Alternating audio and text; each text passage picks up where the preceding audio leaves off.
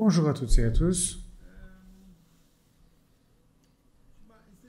Bon, comme vous savez, je suis spécialiste en chirurgie plastique, mais je suis un homme un peu à part. Et donc, permettez-moi d'être clair. Parfois, les patients sont surpris. Le patient vient me voir pour se faire examiner ici. Je dis, bon, vous n'êtes pas apte à cette chirurgie. Je ne vous opérerai pas. Je veux dire que nous ne pouvons pas obtenir un bon résultat. Je ne le recommande pas. Le patient dit, vous êtes le quatrième chirurgien plasticien que j'ai consulté. Ils m'ont tous fait un devis et vous êtes le seul à me dire que je ne suis pas apte. Mais c'est possible, bien sûr. Tout le monde a des indications chirurgicales différentes. Mais sérieusement, je n'accepte pas les patients si nous n'obtenons pas un résultat aussi saisissant. Et parfois, les patients viennent pour des choses vraiment superflues. Et qu'est-ce qui va se passer si vous faites la chirurgie? Le patient va certainement pas être satisfait parce que ce qu'il veut ne lui convient pas. Vous me comprenez? La patiente est venue et veut subir une chirurgie d'augmentation des fesses avec autant de hanches. Je dis non. Je dis non à ceux qui ne sont pas aptes. Pour moi, avoir un bon résultat est plus important que de gagner de l'argent. Le patient qui nous quitte devrait repartir avec un résultat époustouflant. Quand nous n'acceptons pas de faire l'opération, le patient devient étonné.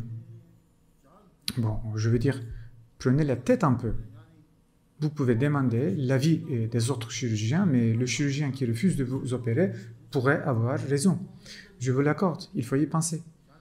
Il y avait beaucoup de patients qui ne voulaient pas suivre notre avis et qui étaient déçus par les résultats. Il y a plusieurs exemples dont je vais vous parler dans cette vidéo. Par exemple, une modèle est venue nous consulter. Elle voulait subir une bichectomie. Elle avait l'air tellement magnifique sur les photos, une fille formidable, elle était très belle. Elle pourrait subir une bichectomie, c'est possible, d'accord. J'ai dit que les joues seraient beaucoup plus agréables si on rend les pommettes plus saillantes. Nous avons effectué une bichectomie. Bon. On suit la patiente sur l'Instagram car il s'agit d'une chirurgie esthétique du visage après tout, et elle partage ses photos, on les voit. Et ça se passait très bien, les photos étaient incroyables, et ainsi de suite.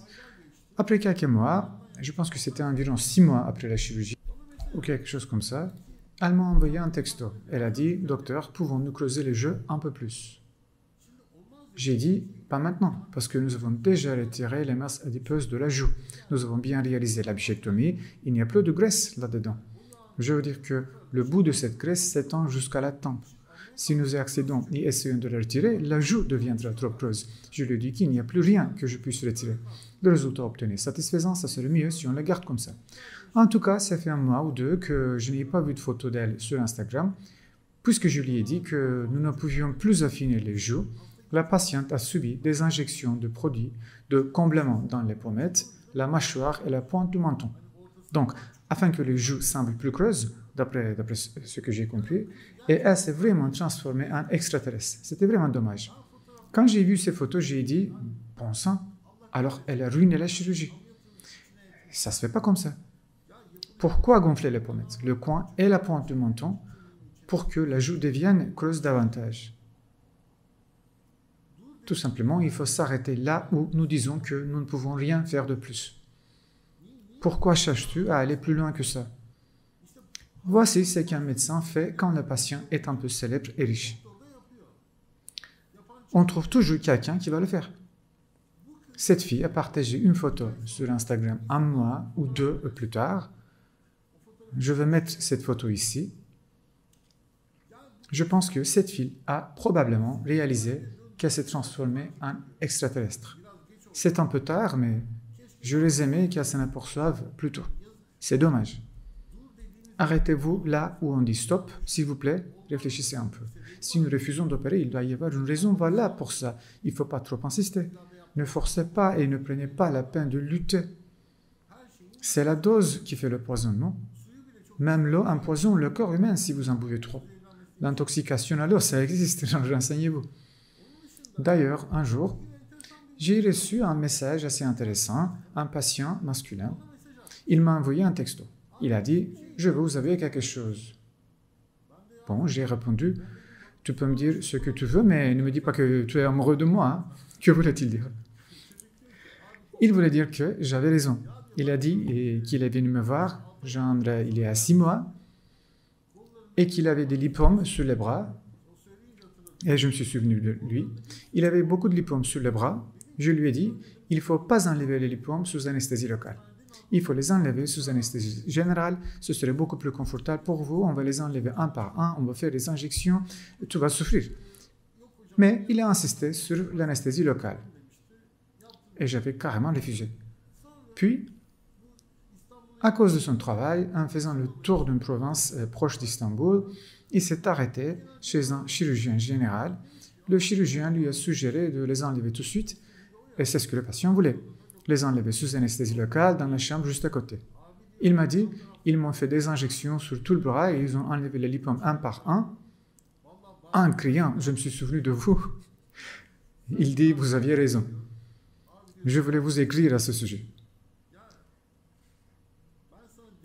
C'est pour ça, c'est à cause de ça, et je dis, l'homme était épuisé. Il a dit, je me suis allongé sur le lit, et quand il a commencé les injections, j'ai pas pu me lever et partir. Il a continué jusqu'à la fin, j'ai beaucoup souffert, j'ai crié à haute voix. Vous me comprenez? Si je dis qu'il y a quelque chose, s'il vous plaît, écoutez et prêtez l'oreille. Réfléchissez pourquoi le médecin dit cela. Puis un jour, un autre patient m'a envoyé une photo. Il a dit, docteur, j'ai subi une chirurgie d'augmentation des mollets par prothèse il y a 3 jours. Que pensez-vous des résultats? Bon, ils ont effectué l'opération, mais ils ont retiré le bandage le 3e jour.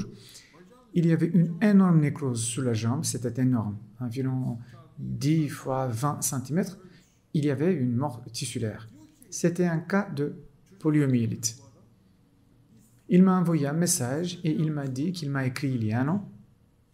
J'ai cherché son email en fait et je l'ai trouvé. Les emails ne se perdent pas sur Google. Il y a même de très vieux emails. J'ai cherché son email. J'ai découvert qu'il m'avait écrit en fait il y a un an. Il avait la poliomyélite et il avait une jambe qui est plus mince par rapport à l'autre. Je lui ai dit, vous n'avez besoin que d'une seule prothèse de taille moyenne parce que le mollet se compose de 2 muscles. Et donc, la pose d'une prothèse de taille moyenne à l'intérieur serait suffisante. Je lui ai écrit que nous pouvions estomper la symétrie des jambes avec une seule prothèse, mais il n'est pas venu. 1 an plus tard, il a subi une intervention chirurgicale dans les villes où il vivait. Ils ont placé 2 grosses prothèses à l'intérieur du mollet.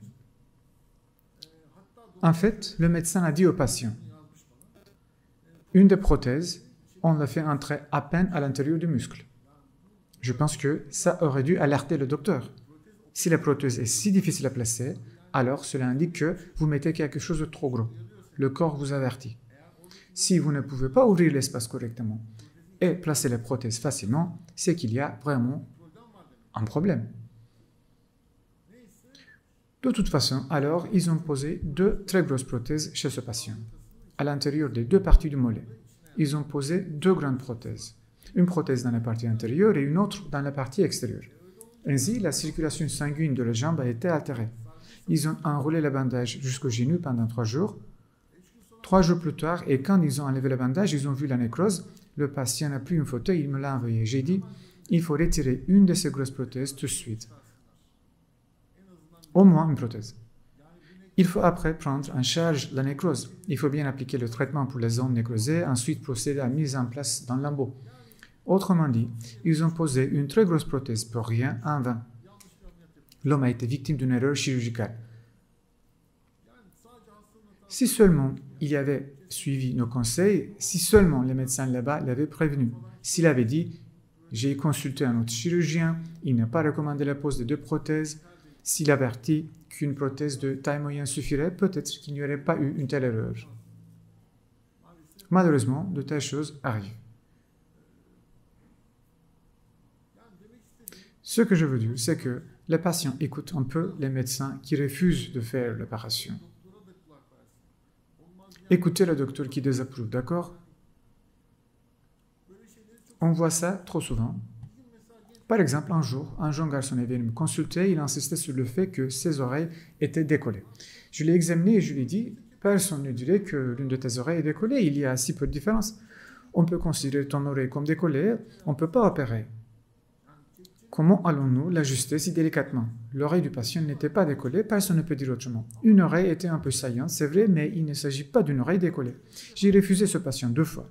Et puis il est venu une fois avec son père. J'ai dit au gamin, mais combien de fois êtes-vous venu ici? Avez-vous fait attention à mes oreilles? Une de mes oreilles est bel et bien décollée, soyons clairs. Il ne s'agit pas d'une oreille décollée, mais il y a un léger écartement par rapport à la tête. Mais c'est tellement évident dans les photos d'identité. Quand les cheveux sont rassemblés à l'arrière ou sur le dessus du crâne, les oreilles s'avèrent décollées. Mais cela n'attire pas trop l'attention au quotidien. C'est ce que j'ai dit, et son père a dit, nous ne pouvons pas lui convaincre non plus, docteur. J'ai dit au patient, tu es obsédé. Débarrasse-toi de cette obsession. Il est également difficile de le faire délicatement avec la chirurgie. Nous ne faisons pas de modifications au millimètre près en chirurgie. Donc, si les oreilles sont décollées, on les recolle directement. Mais s'il y a un si petit écartement, remédier à ce défaut n'est pas une tâche facile. Je veux dire que ça ne marcherait pas. Et si on le mettait en place correctement avant l'opération, personne ne le remarquait. Après l'opération, personne ne le remarquerait non plus. Mais si vos oreilles sont si décollées comme un voile, alors consultez un médecin. Vous me comprenez? Mais certainement, écoutez les médecins qui refusent de vous opérer pour une raison précise.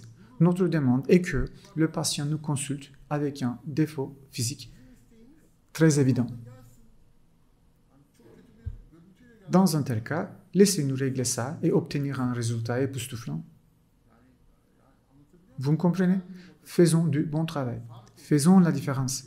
Il devrait y avoir une différence entre avant et après. Vous me comprenez? Nous voulons faire la différence visible.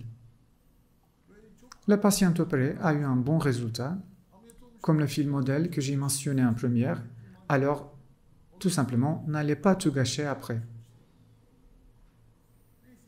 Ok, écoutez votre médecin, s'il vous plaît. Merci d'avoir regardé cette vidéo, j'ai tendance à parler à cœur ouvert de temps en temps.